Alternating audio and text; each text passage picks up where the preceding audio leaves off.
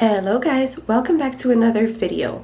In this video, I am taking you along to explore the heart of Portugal, where you find buildings that are almost a millennium old. The history around here is so rich, but there are also beautiful coastal towns and more just picturesque, really nice, cute cities. Many of these UNESCO World Heritage Sites are also on the list of the 7 Wonders of Portugal. Most of these are only a short drive away from Lisbon and are easily accessible by public transportation as well. Let's get into it. In my previous videos, I took you along to Lisbon and the palaces and beaches around Sintra. And like I said back then, you can hop on the local bus from Campo Grande in Lisbon straight to Obidos. It takes only 1 hour and costs €9 per person. This compact, walled medieval town with picturesque streets is especially cute around Christmas time. You can walk the castle walls, hop into all the cute shops, and try the local sherry liquor, which is called Chinja, at this authentic bar. Obidos is a little inland from the stunning coast between Peniche and Nazare. Nazare is a small coastal town known around the world for its enormous waves. During the winter months, the largest surfable waves in the world crash on the Nazare shores, making this a surfing mecca with waves as tall as 25 to 30 meters. Nazare is still wonderful to visit even if the largest of the waves aren't crashing against the shore, which you do have to be lucky for, but you can just stroll through the town, visit the beaches, and learn more about the history of fishing in Portugal at the Nazare Open Air Museum. I had some of the best seafood here, and even in the supermarkets here in Portugal,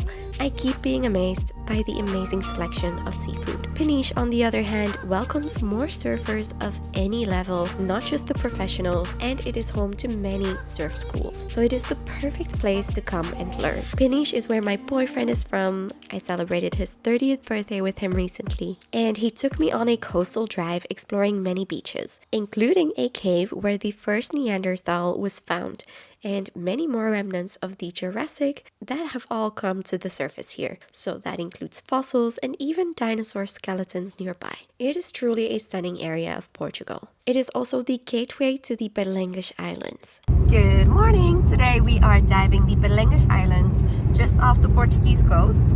My boyfriend has worked on these islands for about 10 or 11 years. It's been a very long time since he's done any dives around there. I'm really excited to be diving in some colder waters. This will be the Atlantic, where I haven't gone diving before. I hope it won't be too cold though, but we should have all the gear to be able to manage that. Let's go have a look if we can see an octopus, maybe, or anything else that's really cool. We decided not to go on a day trip yet. We went for a bit of a different experience. We did see the fortress, but unfortunately I didn't get a video of that yet, so stay tuned if you want to see more of the Berlengas Islands in the future.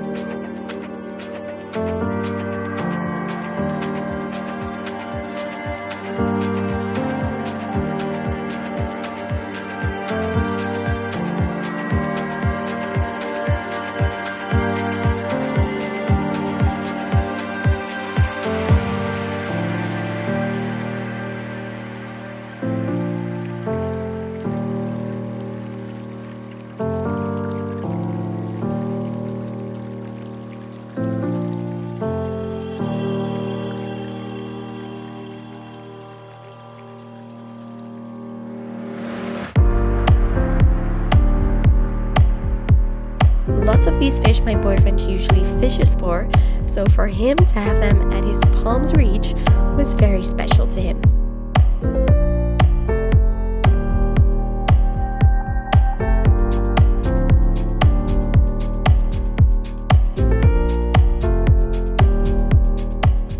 The waters are ice cold though. Okay, I might be exaggerating, they are about 15 degrees. You do get a thick wetsuit, but I must admit, I was cold.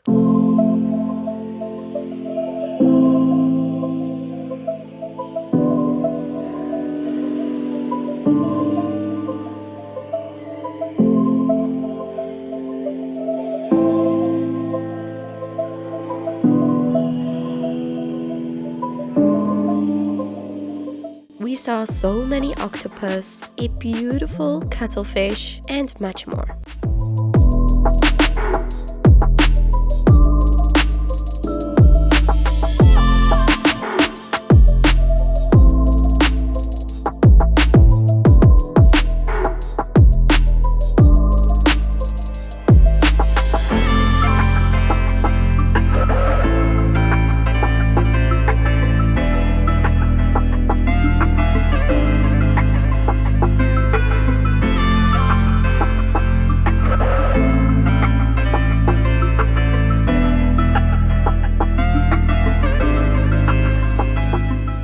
The next sites are clustered together east of Nazare. This monastery loop is a loop with 3 major architectural and historical masterpieces. The youngest is the Batalha Monastery, a Dominican convent ordered to be constructed by King João I across the 15th century. It consists of a vast monastic complex that today includes a church, which is one of the most impressive churches in Portugal. At around 80 meters long and 30 meters high, with its tall columns and stained glass windows casting a rainbow of colors, it is truly impressive. Aside from the church that is free to visit, you can pay to visit the 2 cloisters and the 2 royal pantheons. The Founders Chapel was the first royal pantheon in Portugal, where you'll find the tombs of King João I, his wife Philippa of Lancaster, and their children, including Prince Henry the Navigator. Outside, you can also find the unfinished chapels ordered by King Duarte, housing the twin tomb of King Duarte and Queen Eleanor, which was only added to the pantheon in 1940. Next up, we headed to the Alcobaça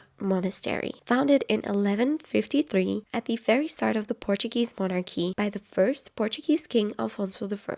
This Gothic monastery was built by monks of the Cistercian order. Portugal was not yet an independent kingdom, and buying influence in Rome was an attempt to establish this. As such, Alcobaça Monastery is intrinsically linked to Portugal as a nation. Our highlights were definitely the elaborate cloisters with the old and the new kitchen, as well as the massive dormitory. The church is once again stunning, with the tombs of Dom Pedro I and Inês de Castro. These exquisite tombs carved in the 14th century are their resting place after their forbidden love resulted in her murder by his father King Alfonso, followed by Pedro's bloody revenge on her killers, and the legend of the coronation of her exhumed corpse by Pedro. They are now reunited forever right here. Lastly, you can find some amazing azulejos inside, and if you can, you must visit the reliquary chapel, which took our breath away. The third and last historical religious site here is Tomar. We are visiting the trilogy of Portuguese monasteries and convents. We've already done Alcobaça and Batalha, and now we are in Tomar. Let's have a look around. The Convent of Christ dates back to 1160 and is home to the Portuguese headquarters of the Knights Templar. Alfonso, the first king of Portugal, gifted the Knights Templar a region between the Mondego and the Tejo rivers with the goal to defend the kingdom during the Reconquista. They found the perfect hill to build the convent and the castle was an integral part of the defense system. Nowadays, you can enjoy a walk over the walls to get the best views of the area. All in all, the Convent of Christ consists of no less than 8 cloisters. They were all built between the 15th and 16th centuries and are decorated with the classic azulejo tiles. When I turned a corner and unexpectedly saw the Templar Carola, or the Rotunda, I grasped for air. It is so beautiful.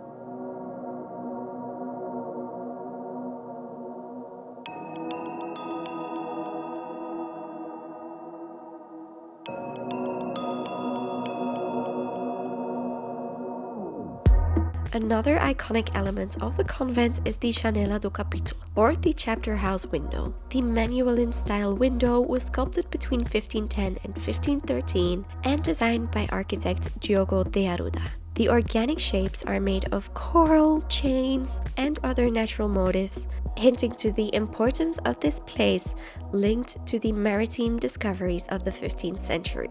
The window is so iconic that they even copied it in the Pena Palace in Sintra. Aside from this, we explored the hostelry cloister with its heating room heating up all the bedrooms, the kitchen with its olive oil storage room, and the huge dining room. Look at these amazing tables. but highlights were this hidden room below one of the courtyards, and we also snuck into the initiation room where the Templars were knighted, which is how they joined the Order of the Knights, because we slipped in with a guided group. Close to Tomar, you can find the medieval Almudol castle as well, which is located on a small islet in the Tagus River. It was built by the Knights Templar as well, and a small boat can take you to visit it. That visit took us exactly an hour and a half, and now we are off to Coimbra, where one of the oldest universities, probably in all of Europe, is located. We arrived late in Coimbra and hurried our way up the hill only to find the university library was already closed. You can go for a guided visit of the university, which is one of the oldest in Europe, but the buildings you can walk through for free around the city.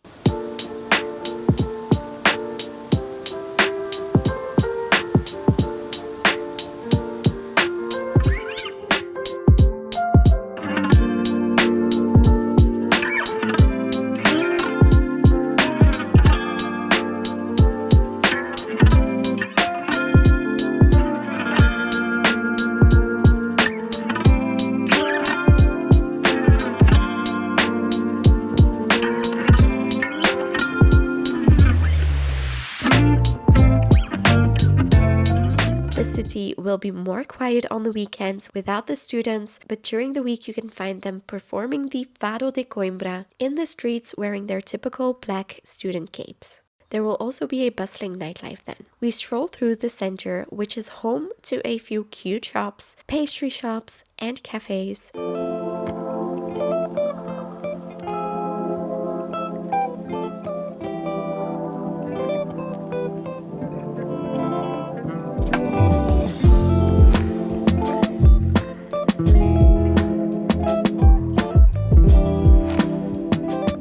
Inside of the Igreja da Santa Cruz, you can admire some more beautiful azulejos as well. We ended the day with a dinner at one of the 100 best tascas, apparently, where we had their house specialty steak of restaurant Dona Lucia. Last but not least, smack in the middle of the monastery loop, you can find Fatima. This is the most important religious site of Portugal nowadays. This famous site attracts pilgrims from around the world. Between May 13 and October 13, 1917, 3 children reported seeing 6 appearances of the Virgin Mary, announcing 3 predictions. The apparitions were first an angelic being and later a woman claiming to be Mary. The Chapel of Apparitions stands on the place where this occurred. Also in Fatima are the Basilica of Our Lady of the Rosary and the Basilica of the Most Holy Trinity. Stay tuned for the next Portugal videos if you want to see me attend the candle procession here, along with many more things that by now should grant me Portuguese citizenship. We also visited my favorite region so far, the Alentejo, and of course took a trip up north to explore Porto and the Douro region. So subscribe and don't forget to check out the videos about Lisbon and Sintra as well. That is it for this video, guys. I hope you liked it. If you did, then give it a thumbs up and subscribe if you want to see the rest of these Portuguese videos. And then I hope to see you in the next video. Bye!